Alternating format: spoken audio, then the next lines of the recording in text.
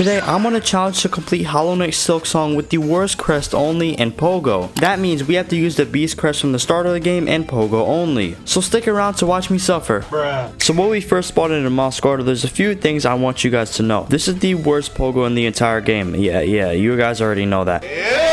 I have to time each POGO attack very good. Like, I have to be far away from them and then attack them. So you guys know the timing on this fight needs to be exactly perfect. So fighting Moss Mother, she does a few moves. She either swoops down, she sends out little bugs, and when the bugs come, it's a little bit hard. I have to wait for her to swoop down, and then I get a little bit of range off of her so I can do my POGO attack, since I need to be a little bit ranged from her. But basically, in this video, my goal is to master the POGO technique while Beast Crest, the worst Crest in the entire game. And besides that, I can't even heal. And it's going to be very difficult to heal because when I use the bind technique, I have to POGO off of someone to get a mask shard. But basically, after the Moss Mother fight, we headed over here, and playing this game without the dash technique is like going to a basketball court without having a ball. It sucks. This game is so bad without the dash technique. I'm like itching to get it. But basically, we enter like our first wave of enemies. Now, this one can be a little bit difficult with POGO, since the flying ones are pretty annoying. But basically, after that one, it's just a big skull trying boss, he is very easy to defeat. And then we do more parkour on some falling platforms. We enter Moss home over here, and we basically have to go to the warm ways area again. So what we do is flip this lever, and I actually failed this jump multiple times, and I kept trying, but I ended up getting it, and we have to do one more jump, which I finally made it through. And then we finally made it to the warm ways section, where we have to dodge caterpillars that are falling down, and jumps in the warm ways area would be impossible without the Beast Crest, since we do have a little bit of range where we do the POGO only. So I'm cursed and blessed in a way as well. After going through that, we finally enter Shellwood, and we have to deal with these annoying POGO jumps that are incredibly hard with the Beast Crest, since we are jumping over them. I spent like 30 minutes trying to get over these jumps over here and kept getting hit by these spikes, but we finally made it to the top where we do more parkour, and we drag this flower dude over here so we can do the POGO jump again, and we had to deal with more flower jumps as well. But we finally made it to this section over here, which we binded and learned the cling grip, aka the wall climb technique. So we obviously used the wall climb technique to do more parkour, but this time we finally enter like the Bell Heart tunnel, and after we enter the Bell Heart tunnel where we do more parkour, we're actually able to go through the marrow inside the deep docks area. So we can skip the marrow part because I want to avoid using like the silk spear. I want to avoid that. I want to keep this challenge to POGO only strictly. So obviously, when we made it to the deep docks, the home of the lava area, we had to do more parkour, dodging all these bugs over here, and we entered like our second wave of enemies. This time it's bugs compared to like skull triants, and it's pretty easy. But we made it to this section where we learned the dash technique. Now I'm able to finally enjoy Silksong happily. Now, the first time you fight Lace, it is a lot easier than the other times you fight her. She usually does 2 swings, she dashes diagonally. Beast POGO only, it's extremely difficult. I have to time my POGOs carefully. Then she'll swoop in with her needle side to side and then try to catch you off guard. Fell in the lava a few times, but I came back up. All I really need to do is just maybe get like 5 feet away from her and then dash in and use my POGO attack. And basically, I just kept dodging all her attacks, and then we got to the end where we landed a last final hit with POGO only. But basically, we enter like the Farfields area, and we have a few objectives. We have to talk to this one person, and we promise him a wish where we have to get 25 spine core, and after we give him the 25 spine core, he gives us the Drifter's cloak. So I talked to him, he gave us the Drifter's cloak, and then we glide down and fight the big mechanic boss in Farfields.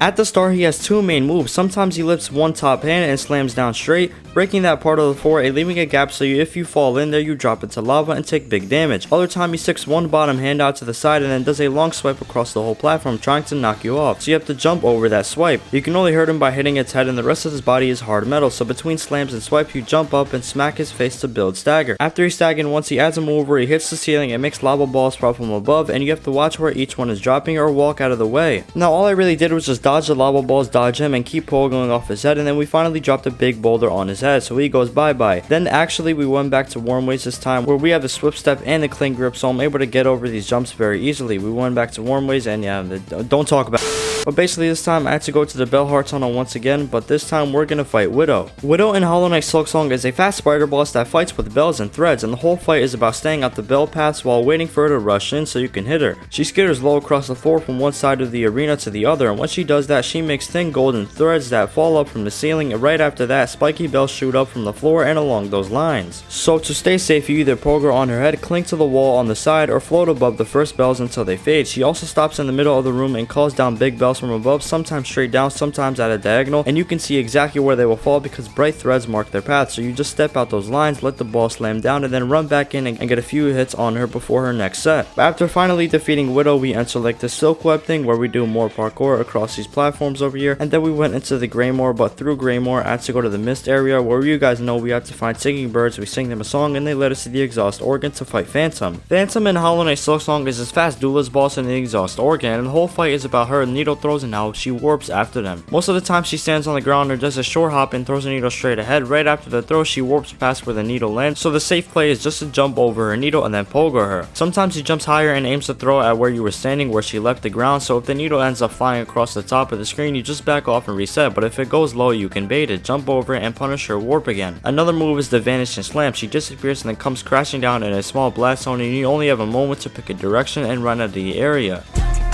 After finally defeating the Phantom boss fight, we learned the parry technique, even though I'm not allowed to use it, but we went up the elevator, we do more parkour, and we finally entered Act 2, where we entered Coral Chambers. Coral Chambers is full of the hardest bugs ever and full of the most parkour ever. But basically, I just did some more wall jumping over here, and we made it to this thing where we claimed the white key that I'm gonna need for the white ward elevator, and we also went along this pathway to fight the Cogwork Dancers boss fight. The Cogwork Dancers is a tag team boss where the danger is all about where they move on fixed paths, and with the Beast Crest Pogo only, the whole fight is about you bouncing on them like they're a rhythm game. There are two dancers on rails in the air and they slide along glowing tracks and smooth loops, and sometimes passing each other in the middle, sometimes spinning to the sides, and then with Pogo only, your safe space is to go on top of them. So when one slides under you, jump and start pogoing its head or body, letting the Beast Crest stack extra damage as long as you stay locked on. They have patterns where they meet in the center and spin around each other, swinging blades in a circle, and if you get caught in the ground here, it's really hard to dodge. So the trick is to already be above one of them where the spin starts. And after you delete both of them, these three dudes popped up, but then we used the white key in the white ward elevator and I even pogoed the elevator. Yeah, I pogoed it, man. Do you see?